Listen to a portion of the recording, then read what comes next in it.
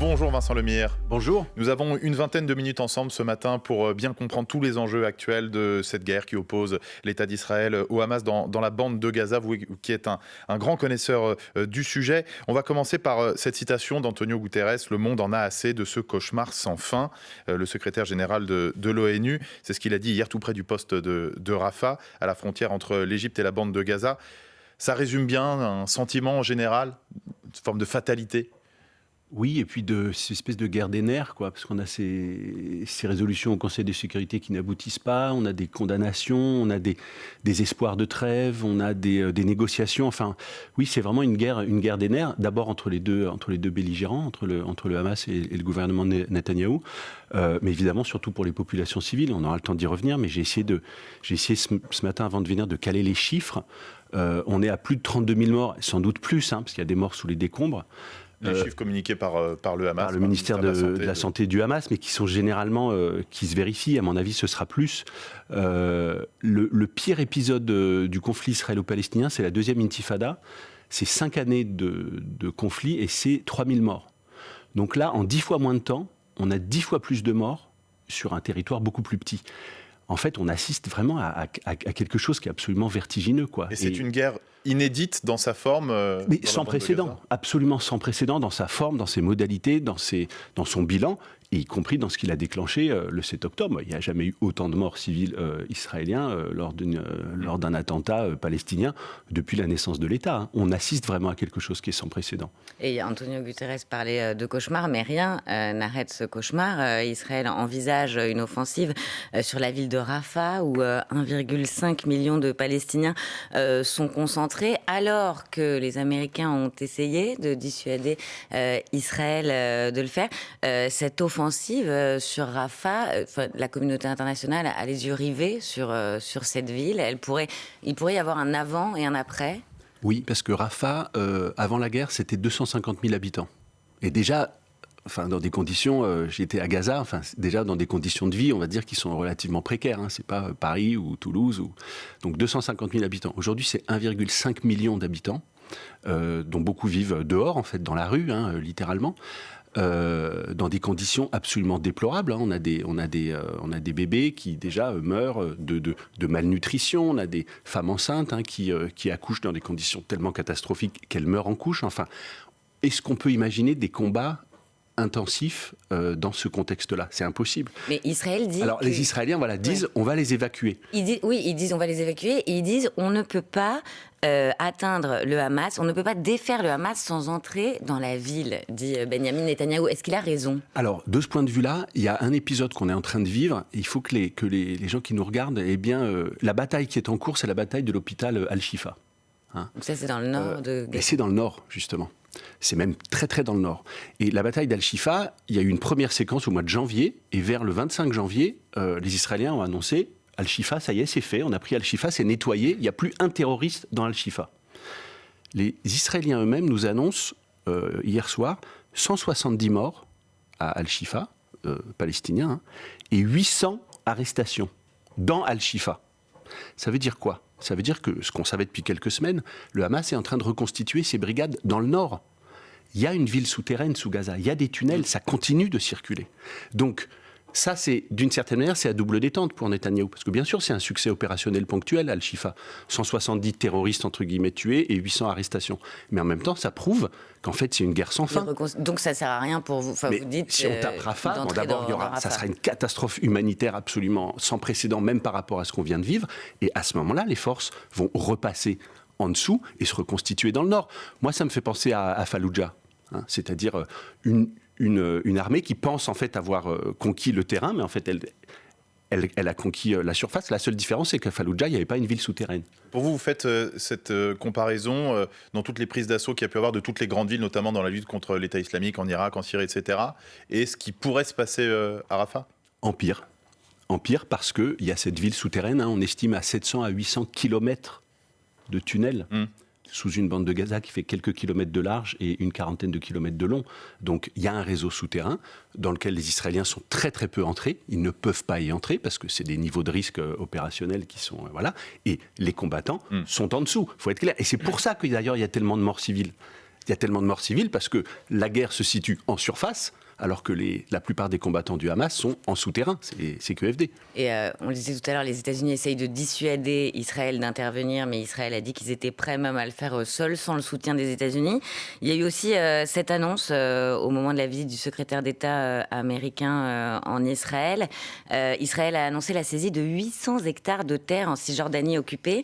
C'est la plus importante saisie de terre en territoire palestinien depuis les accords d'Oslo de 93, selon l'organisation israélienne anti-colonisation La Paix Maintenant. Le jour de la visite du secrétaire d'État américain, c'est une humiliation pour les Américains? Bah oui, totalement, parce que l'annonce, c'était même, je crois, pendant le rendez-vous entre Blinken et Netanyahou. C'était évidemment coordonné, parce que là, c'était quand même une annonce gouvernementale, c'est pas une prise de parole ou quoi. Il annonce en tant que ministre ès-qualité, donc il est dans son périmètre de compétences, c'est lui qui est chargé, c'est Smotrich, il est ministre des Finances, mais en fait il a aussi tout le portefeuille de la colonisation en Cisjordanie, et il annonce donc, on parle de 800 hectares effectivement de terres qui sont annexées, la plus grosse annexion depuis 1993, depuis 30 ans, encore une fois c'est sans précédent. Il y a vraiment là un rapport de force entre le gouvernement Netanyahou et les États-Unis, qui est là aussi sans précédent. Il m'a fait, j'ai essayé de caler ça dans l'histoire, ça m'a fait penser à Nixon. Vous savez, quand Trump déclare les Juifs américains qui votent démocrate détestent leur propre religion, ils devraient avoir honte d'eux-mêmes. Nixon, en 72, il se plaignait que moins de 10% des Juifs américains avaient voté pour lui. Les Juifs américains votent entre 80 et 90% démocrates, toujours. Et Nixon disait les seuls bons Juifs sont les Juifs israéliens. Ce que je veux dire, c'est qu'il y a un divorce entre la diaspora juive américaine, qui est la plus nombreuse au monde, la deuxième c'est la française, et les Juifs israéliens, et le gouvernement israélien, qui est là aussi historique et qui aura des conséquences à moyen et long terme. Peut-être que Benjamin Netanyahou joue la montre, il mise sur une réélection de Donald Trump. Évidemment, mais c'est pas tout de suite, c'est novembre, la passation c'est janvier, on est en mars. Et encore une fois, les chiffres dont on parle, c'est 5 mois de guerre. Vincent Lemire, on continue cette discussion avec vous passionnante pour bien comprendre tout ce qui se passe en ce moment au Proche-Orient, dans la bande de Gaza, notamment juste après le Fil Info 8h40, Claire Checaglini. Un missile de croisière russe a violé l'espace aérien polonais. Information de Varsovie qui avait déjà relevé son niveau d'alerte militaire compte tenu de l'intensité des frappes russes sur Kiev et sur Lviv à l'aube. Par ailleurs, Washington a réaffirmé cette nuit que Daesh était bel et bien responsable de l'attentat du Crocus City Hall de Moscou. Façon pour la Maison-Blanche de contredire les propos de Vladimir Poutine qui pointe lui du doigt l'Ukraine. Un homme de 21 ans soupçonné d'être l'auteur de fausses alertes à la bombe a passé la nuit en prison, information du parquet d'Angoulême. Le 13 mars, un lycée en Charente avait été évacué après réception d'un courriel à connotation terroriste. Le prince et la princesse de Galles ont été extrêmement touchés par les messages de soutien qu'ils ont reçus depuis vendredi. C'est ce qu'a fait savoir le porte-parole du palais de Kensington ce matin. Avant-hier, Kate Middleton avait annoncé se battre contre un cancer.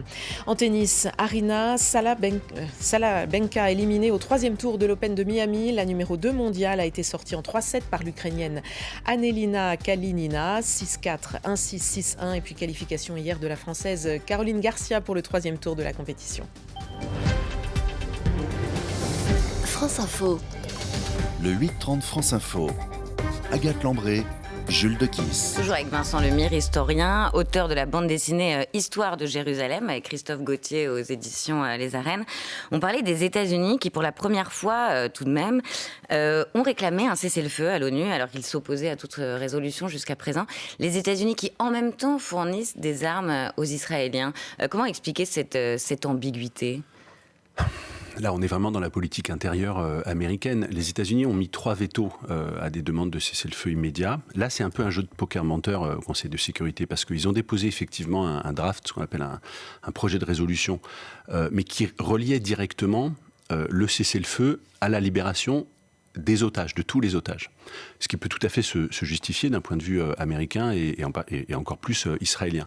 Mais donc, c'est pas strictement un appel au cessez-le-feu immédiat. C'est-à-dire, c'est pas on fait un cessez-le-feu et on discute, quoi. Et c'est ce qui explique le veto, parce que les gens peut-être qui nous regardent ne comprennent pas. Pour une fois que les Américains, non seulement ils mettent pas un veto, mais ils font une proposition de résolution, et ça donne un veto russe, chinois, plus l'Algérie qui a voté contre. Alors là, on a un deuxième projet de résolution qui est très collectif, qui apparemment serait voté lundi, mais là, il est probable que les Américains, du coup, vont mettre leur veto.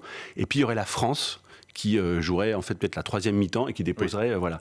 Mais c'est terrible en fait pour l'institution, pour l'ONU, parce qu'en fait, ce qui se passe, c'est l'Ukraine aussi, et en fait, c'est des vétos croisés entre les États-Unis et la Russie, sur l'Ukraine d'un côté, sur Israël de l'autre. On voit bien que les deux problèmes sont liés, y compris sur la question des livraisons d'armes, parce que les armes qui arrivent en Israël, vous l'avez dit, c'est aussi les armes qui n'arrivent pas en Ukraine. Et de ce point de vue-là, les deux théâtres d'opération sont complètement reliés. Il y a un affaissement stratégique en Ukraine depuis 5 mois parce qu'il y a beaucoup moins d'armes, parce qu'elles arrivent en Israël. De ce point de vue-là, il y a eu encore un tournant. Le Canada, très proche des États-Unis, très proche de la politique étrangère américaine, a annoncé officiellement l'arrêt des livraisons d'armes à Israël. Ça n'aura pas de conséquences opérationnelles parce qu'il n'y en a pas beaucoup. Et puis, il y a des sénateurs démocrates qui ont commencé à alerter le département d'État en disant, du fait du premier jugement de la Cour internationale de justice, les livraisons d'armes américaines à Israël, en fait, n'entrent pas dans le droit international. Il pourrait y avoir, ça pourrait être un autre levier pour Biden, c'est de suspendre, ou en tout cas de limiter la livraison d'armes à des armes défensives. Ça pourrait être un tournant. Et est-ce qu'on peut dire, aujourd'hui, où c'est allé beaucoup trop vite en besogne, qu'Israël est aujourd'hui un État isolé ? Un État isolé, c'est certain. Est-ce que c'est grave pour Israël ? Pour moi, c'est gravissime, à moyen et long terme. Je rappelle toujours qu'Israël est un des rares États de la planète qui a été créé par un vote à l'Assemblée générale de l'ONU en 1947. C'est un État qui a besoin d'une légitimité internationale. Poutine peut faire les pires horreurs en Ukraine. Personne ne va jamais dire les Russes n'ont pas le droit d'être Russes en Russie. Si vous voulez. Personne ne remet... et ça a été pareil pour l'Allemagne, ça a été pareil... Voilà. Israël a besoin d'un minimum de légitimité internationale. Il est en train de la perdre. Ce qui se passe avec la famine, c'est autre chose. C'est-à-dire que là, on voit bien qu'on n'est plus dans des questions... C'est plus de la guerre, en fait. Pour que les gens qui nous regardent se rendent compte, avant la guerre, il y avait entre 500 et 800 camions de nourriture qui rentraient tous les jours. Aujourd'hui, les besoins ont explosé et on est à moins d'une centaine par jour. Et puis, après le premier jugement de la Cour internationale de justice, au mois de février, ça a baissé, alors que la Cour internationale de justice avait dit qu'il faut que ça double au moins. Donc, oui, on peut comprendre l'isolement israélien, et c'est d'ailleurs ce que dit Blinken. Il dit en fait, il y a un risque existentiel pour Israël à terme. Je voyais, il y a un David Rotzkopf dans Haaretz avant-hier qui disait si les enfants, quand les enfants de Gaza vont mourir de faim, Israël perdra sa légitimité morale forever, pour toujours. Donc c'est ça l'enjeu aujourd'hui. Sachant que c'est très difficile d'arrêter une famine, hein. Ça prend du temps. C'est pas en quelques jours de livraison. Mais donc on est en train d'atteindre un point de non-retour là ? Alors, une famine, c'est un processus. Une famine, c'est une trajectoire, d'accord ? Un peu comme une épidémie, hein, où il faut que c'est un processus cumulatif. D'abord, c'est les plus fragiles qui meurent, ça commence, hein, les enfants, les nouveau-nés, les femmes en couche, les malades, etc. Ensuite, il y a de la malnutrition, de la dénutrition, puis de la malnutrition. Les gens mangent n'importe quoi, ils mangent des aliments pour animaux. Donc, ils sont non seulement dénutris, mais ils commencent à être malades. Et ensuite, c'est un processus qui met des semaines, des mois, des années, en fait, à arrêter, parce que les gens sont en très, très mauvaise santé.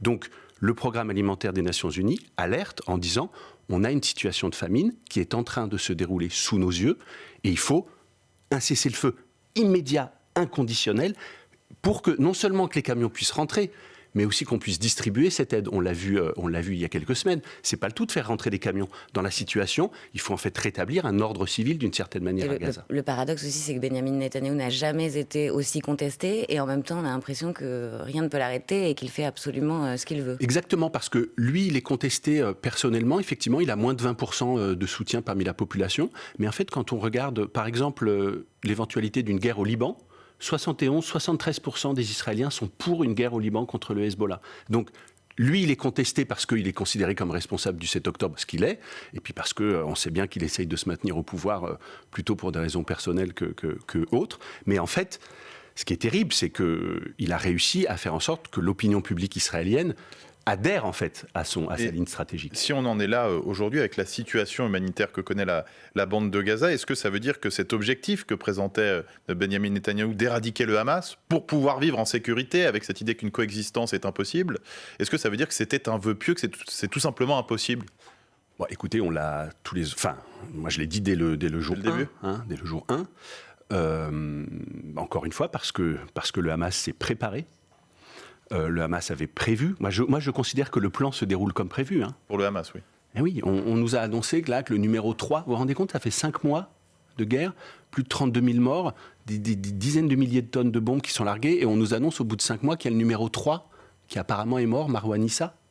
Mais le numéro 3 peut être remplacé, il y en a 4 derrière lui. Donc, ce que je veux dire, c'est que c'était un piège, c'est un piège opérationnel, un piège stratégique, un piège moral, un piège géopolitique.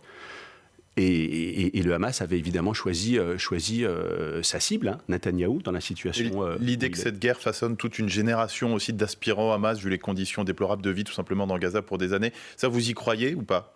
Évidemment. C'est ce qu'on entend beaucoup.